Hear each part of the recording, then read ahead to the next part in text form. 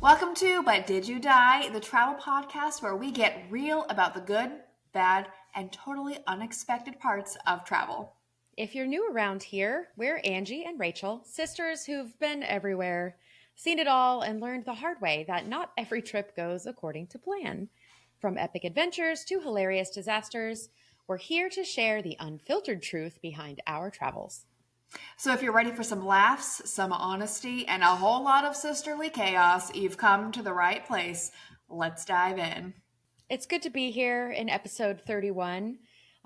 In February, finally, we made it through the 72 epic weeks of January. I feel like it was a slog through Mordor or something. It was a lot. It was terrible. I feel like, and that's every January. If you look back on all of the Januaries are not good.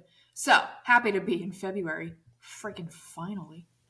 we made it. Also, it probably doesn't help that we're I don't know. We've had this conversation. Like, did we die in childhood and now we're just in some kind of weird hell? Dark. Whoa. Anyway, Whoa. But did you die in child? Oh my God. Stop. So let's talk about the fact that you're still pregnant. Yes. Yeah, it did. I'm sorry. It's like dark outside. It's dark in the world. It is dark in the world. What is going on? What is going on would be a good one because we could talk for 17 hours per day on what is going on. Like, you've mentioned a couple of times, maybe not on the podcast, but for our faithful listeners, Rachel has this thing going on called pregnancy rage. Normally I'm ragier than of the two of us, but Ray is giving me a run for my money. If you thought your January was hard, I can't drink. I can't drink through this. Stop. I'm mad about everything on behalf of everyone, and I can't stop. There are people I cannot talk to anymore. There are shows I can't watch. Just anger. There's a Netflix documentary that I had to stop watching because I was so angry that the police mishandled the evidence. So I'm learning a lot about me and my rage and pregnancy. But speaking of pregnancy, you threw me a baby shower this weekend. Well, that took a turn.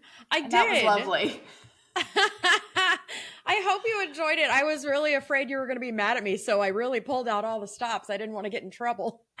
No, it was good. You did not. I'm trying to think of something not political, but also a joke, but I can't. That's appropriate. Yeah. No, it turned out really fun. I made enough food for about 1,100 people, and it was too much. Also, the fact that we didn't invite any boys. That is where my disconnect with food went because normally I have like 12 guys over and it's our brother and the boys and they eat all the food. But it was good. It was a travel themed baby shower, of course. What do you expect? And I'm probably going to make a blog post out of it because affiliate links. Why not?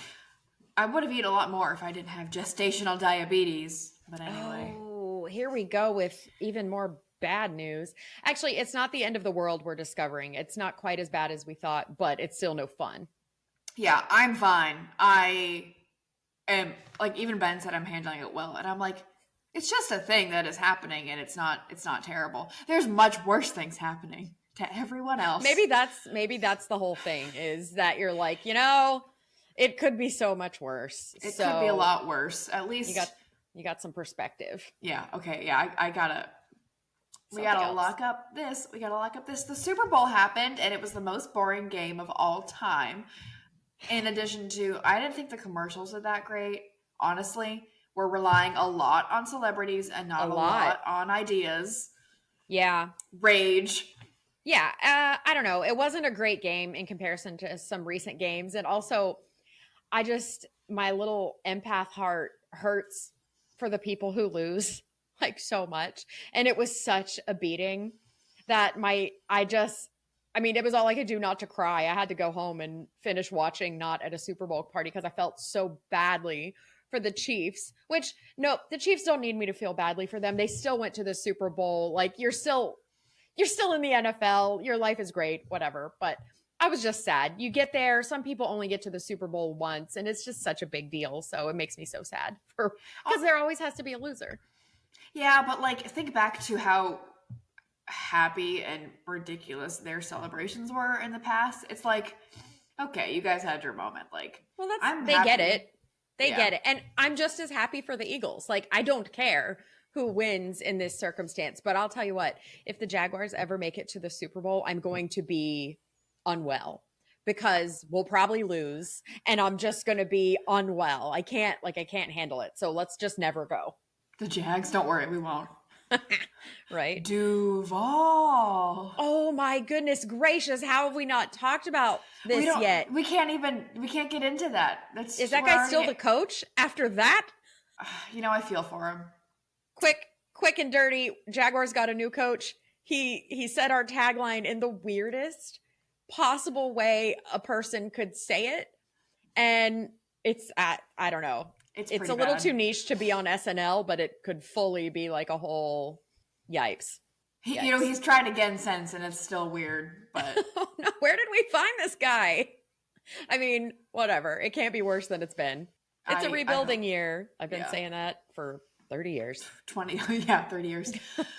All right. Well, everyone, this is usually the part of the show where we do travel news. However, we are going to save that for after our topic. You'll see why. But we are about ready to dive into what we are talking about this week. Ange, take it away.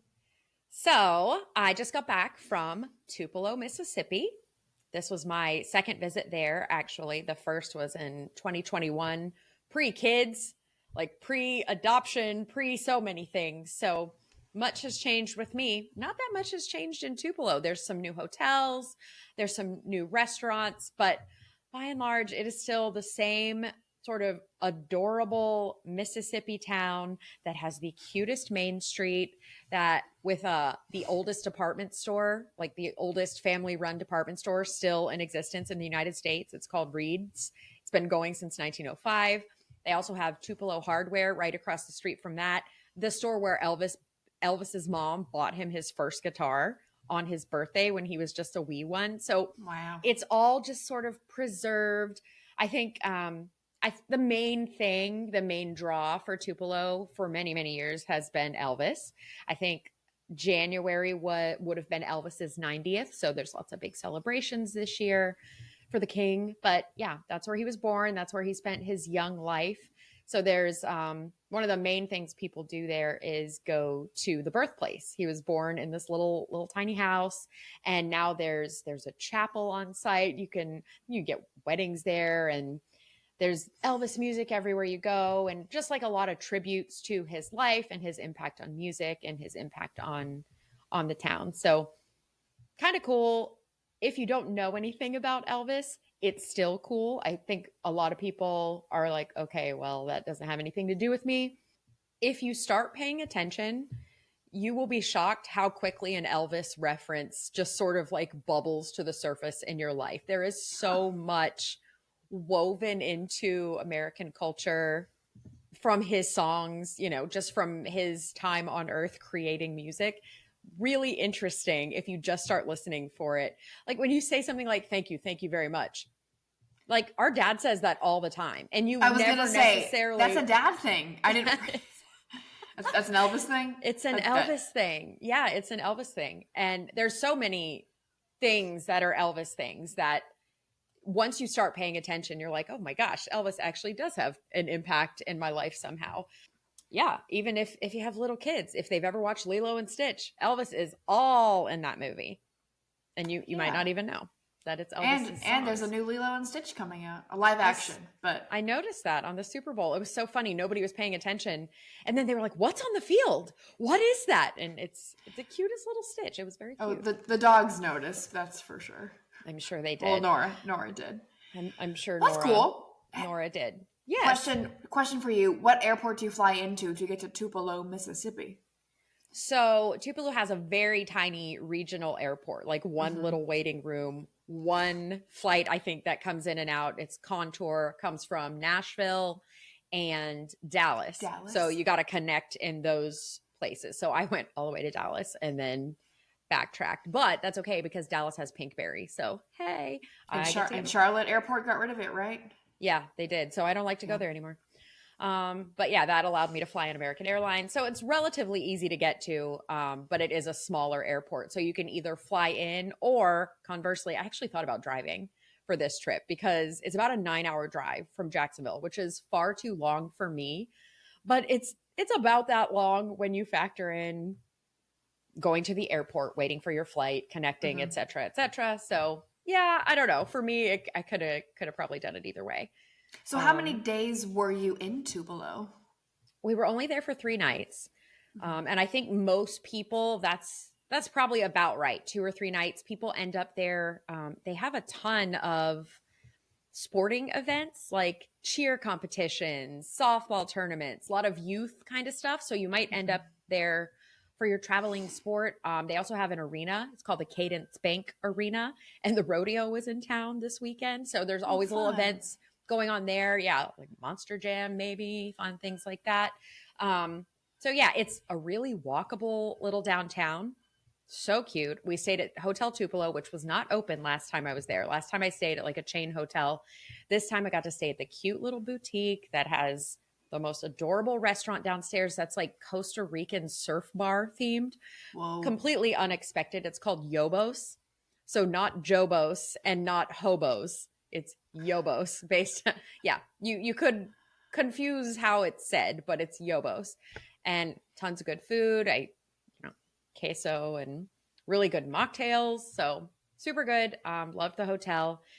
And then as far as things to do, we were there kind of on a girls' weekend. So we went there with the Tupelo Visitors Bureau and me and my friend Karen, and we went on sort of a girls' weekend designed itinerary. And so we did the Elvis stuff, which is great. And then mostly we just ate a lot and drank a lot of coffee. They have so many. I mean, I don't know what the stat is, if they even know the stat on this, but they have to have more coffee shops like per capita of any kind of smallish town than anywhere I've ever been. And they're cute little coffee shops, like locally owned, cutie cute, Instagrammable. It would be fun to like go to all of them, but you have to finish your coffee before you get there and see how hyped up you were by the end of the day. No, I was actually having to be super cautious about what I was drinking because we were going to so many different places and they've all got, like a Fruity Pebble latte, or one of them had a chocolate covered cherry latte. I mean, they had so many, had a salted caramel, like butterbeer latte at one. So overload on sugar and caffeine. I was like, excuse me, do you have decaf? Because I'm going to die. Like, yeah. But not but to did mention, you die? But and that's how you die. No, I didn't die of caffeine overdose. So that's a plus. But tons of good food. Really interesting shopping. I'm not a huge shopper, but they have a lot of independently owned shops. And like I said, Reed's the department store. It's very cool to be able to go into a store that you can't go into anywhere else. I think when you travel around the US, it's kind of like going to Orange Park. Everywhere you go has the exact same stuff. You got a T Road, you got a Chili's, you got a Dillard's, like everything is the same kind of in all the suburban areas. And Tupelo has a lot more mom and pop stuff in a concentrated area, which I really great for a girls' weekend because you're getting like little knickknacks and trinkets and coffees. So there's one shop that's called Relics, and it's like an antiques and collectibles kind of place. And it's like the size of a city block, a big giant brick warehouse situation right next to the train tracks. And it has so much stuff. And of course, I flew, so it's not like I could bring 5 mid-century modern leather yellow chairs home with me, which I wanted to, but if you did drive, then you could bring all kinds of stuff home. But yeah, a little bit of everything. And then lots of other vintage stores, and then just cute shops, which I almost bought everything in every shop for your baby shower because I was on my way home and I was like, oh, onesie. Oh, this is a onesie. Oh, this is another onesie. So I didn't spend all my money, but I did spend some of my money. let me say 3 things that I really loved. So we went out to Fresh Farm, which is woman-owned business, this gorgeous greenhouse on a farm, and she has classes. She has bouquet subscriptions. So when the flowers are blooming, you can get a new bouquet every week.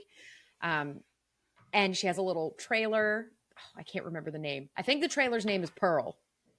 And she takes Pearl around to events, and you just buy flowers and bouquets and all the fresh stuff that she grows at the farm. But we did a craft inside the greenhouse where we took all the different fresh or dried flowers because it's winter, and we made little glue crafts that we could take home as souvenirs. So, I love a craft. And then we went to this place, another woman-owned business called Charcutie. And she started this business. Oh my gosh, it's so cute. She started this business as like a pandemic side hustle, and then it became a brick and mortar. And now it's where you go to learn how to make really cute charcuterie boards and charcuterie cups. They have classes. It's really good for like a bachelorette weekend or something where you need something to do with the gals where you can all gab and snack and whatever. And they just have the cutest little brick and mortar location, and it's right across from this Airbnb that holds a ton of people, so you can have a great time. It's like made for a wholesome bachelorette party, it sounds like. That's what I kept thinking the whole time I was there, is there's every little thing you need to have just the cutest little Southern bachelorette. Like, we love Nashville, of course, but like, everybody goes to Nashville, right? Like, all the Southern girls go to Nashville for their bachelorette party. So if you want to do something different, super, super cute. And if you want to be like not as wholesome, there's a whole stretch of bars you can go to and, party if you feel like it. But such cute stuff between the Fresh Farm and Charcutie. Like, those are 2 businesses that I was like, oh, I want to open these businesses. Like, calm down. First of all, calm down, grow up. You can't run every business in the world, but super cute. I really enjoyed them. Nora is very interested in it as well. For our audio listeners, Nora has jumped into my lap and is now running the podcast. Nora, yes. Say hi to the folks. Okay. She's like, no, thank you. What else? Oh, and I said there's another thing. So this is a thing I didn't get to do, but I found out about it, and now I'm absolutely going to do it. So there's this company called Blue Delta Jeans, and they do custom bespoke measurement jeans to fit your body. So it is perfect for every little curve and fit. You know how hard it is to find jeans that fit right? Because I've never found jeans that fit my body. And right. Either your hips are too big and your waist is too small, and you're either too tall or too short. Like, you can't buy that necessarily off the rack. So I go to Old Navy and I buy the short ones and just hope for the best. You know what I mean? Like, that's usually as good as you can do. Well, Blue Delta has jeans that are custom fit to your body. They take a zillion measurements. Where are you going? I'm letting Nora host. I'm listening. They take a zillion measurements and give you these incredible jeans. And it's a whole process. Like, it's, a whole process you get to do. There's a display in the lobby at Hotel Tupelo of different thread and fabrics. So, to get you excited. But there is a special. So one of the restaurants we went to is called Neon Pig, and they have smash burgers and all kinds of tasty food. But they also have this deal on the menu where you can get custom jeans and a burger, and it's only $1,000. So next time we're going to go do that. That's pretty cool and wild. Ray, like the smell of the hotel lobby at the luxury hotels. No, really, I buy my jeans at Old Navy, but I absolutely would like to try that, because I've never even heard of a place where you could get custom jeans, and you sure wouldn't expect it in like a smaller town in Mississippi. That feels very much like an LA or a New York thing. So kind of cool that they have something so unique. It's just cute and fun, low key. And like, if you want to go somewhere and do something new and have like a lovely weekend that's not aggressive. I just got back from New York too. That's aggressive. You're not relaxing in New York, right? No. So they also have a lot of murals, a lot of good public art, a lot of sculptures. Like I said, very walkable, very shoppable. The only thing I would say is Sunday and Monday, it's very, very Southern. So Sunday and Monday, things really slow down and a lot of stuff is closed. So you anticipate that not everything's closed, but do anticipate that some things will not be there. So if you're going for a long weekend or something, keep it in mind. I love that about Mississippi. Like, I feel like we have been to so many towns in Mississippi, and you would not think they were like small and cute and unique, but they are. Like, if So you know many where to cute go. towns. Yeah. Yeah. And I now love this is another one. Yeah, I love Mississippi. It's so different and Mm-hmm. everybody's so nice. We're just driving around and I'm like, does anybody ever get road rage here? Like, ever? And our dear sweet tourism friend is like, oh yeah, definitely. But she had no examples. No one, not like here. I shouldn't go. I don't want to bring down. the pregnancy rage to Tupelo. Well, you wouldn't have to, because everybody like knows how to drive and is kind and waves you in and lets you, you know, the guy in the TSA. So there's two lines, right?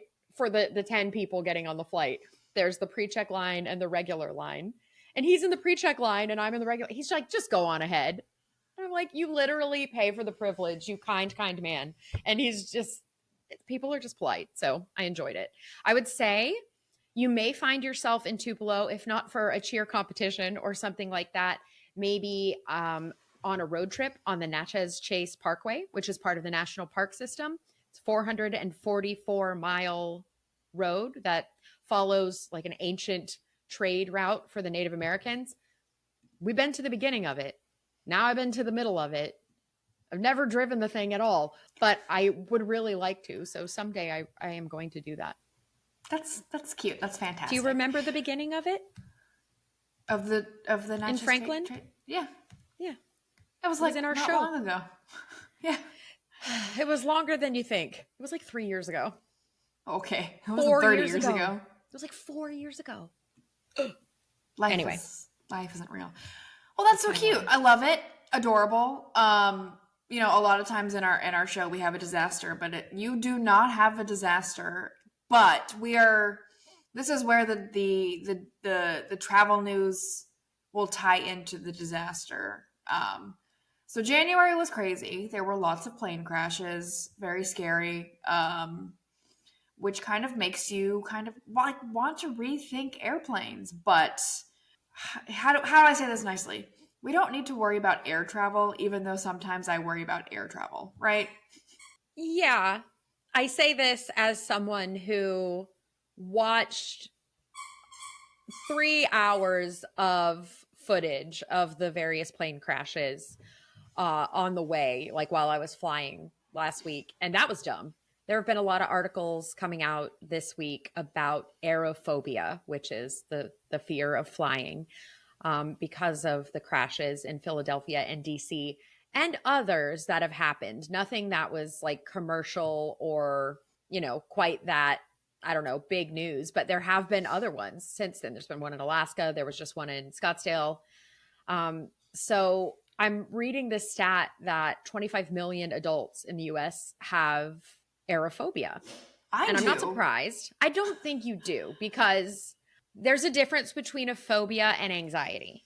Okay, that's fair. I will go on a flight and be scared about it, but okay, yeah, fine. and I think that's the difference. But it doesn't mean anxiety is not also something to think about, because I was sitting there and I was really having to talk myself down from being very stressed out about it. And so much of dealing with anxiety is that, right? Is talking to yourself and saying, air travel is the safest method of traveling. When it's your time to go, it's your time to go. I don't know if that's actually helpful, but it helps me to kind of ground myself in reality and try. I mean, but it was like touch and go for me the whole time. It was trying not to imagine being on the plane and la la la. Like, I was really struggling because it's been so long since we've had sort of a commercial aircraft disaster in the US. 16 years.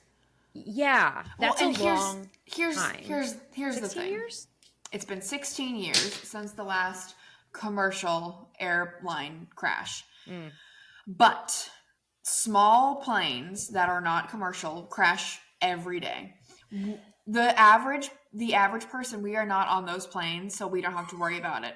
The reason January felt like there was a plane crash left and right is because we had that commercial one go down. And so then they started, like, the media was like, oh, and then this one, and then this one, and then this one. So we felt like, what is going on? That happens a lot. What helps me with my phobia, that's not a phobia, but a fear. The anxiety. There's an app called Flight Radar where you can see all of the planes currently flying in the world. There's a billion planes flying every moment, and none of them are crashing. Truly, when I start getting nervous, I pull up the app and I just watch planes fly. You're actually more likely to be bitten by a shark than you are to be in a plane crash. That's not real. That's real, probably. That's not a stat. I think it is a stat. I don't know where I found it, but it doesn't matter anymore because no one actually sources their news. So you can say whatever you want. Rage. Yes. Very, very that. So the travel news of plane crashes and that fear ties into the disaster of, because your trip was so lovely, you don't have a real disaster other than you were texting me before you left, like, should I just drive? I'm having, like, I don't even want to be on an airplane. We had to talk you down into, it's okay. When it's your time, it's your time. But there are so many flights that, and look, you made it there and back. So yeah, I mean, there you go. The reality is, and I talk about this in my book, I have always had flight anxiety. Also, I've had anxiety about everything always, as you well know, but flight anxiety was really a lot for me when I was younger. The desire to travel, the desire to see people and meet people and do new things all the time, like that made me do it scared. And so I think in the past 16 years, I've gotten real comfortable and really forgot the dangers of it all. And so it was kind of a stark and tragic reminder of, you know, how short life can be and how you just never know. And tomorrow's not promised, and cliche, but yeah, very scary. Especially because it was an American flight, and our friend, our pilot in the sky, Nick, is an American pilot, and he flies those types of planes, and he flies into DC. So the moment I heard it, I was like, oh my gosh, where's Nick? Meanwhile, Nick is sending me memes on Instagram. So I knew we were okay, but truly tragic. I am rolling through my Rolodex. I'm like, okay, where are my pilots? Where are my flight attendants? Where are all my people? And, you know, is anybody traveling right now? And of course, I have all travel friends all the time. So and we had just gone to Virginia. We had just flown into DC. We had just landed on that runway. So I'm like, yeah. Oh, horrible. It's terrifying to think of, and it's just so sad, but what I'm trying to take from it is not the anxiety and not the fear, because I don't want to have a fear when I'm out in the world doing my job. But it's that life is short, and I kind of got out of the habit of sending those texts like, hey, I'm taking off, or how about, hey, I'm traveling. Sometimes I just leave and I don't tell anybody that including my husband. He doesn't know where I'm going half the time. Like, you know, and I'm like, here's where I am. Here's the flight that I'm on, you know, just in case. And then everybody feels a bit more comfortable. I've always been a real stubborn goat about that. But, you know, it's good to get the landed text and the I love yous, and just got to remember that. Mm-hmm.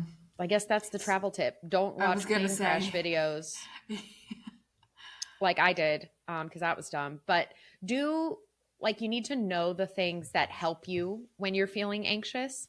And if that's noise canceling headphones, if it's certain music, like, you know, I got my one playlist that helps me out in all situations, Taylor Swift.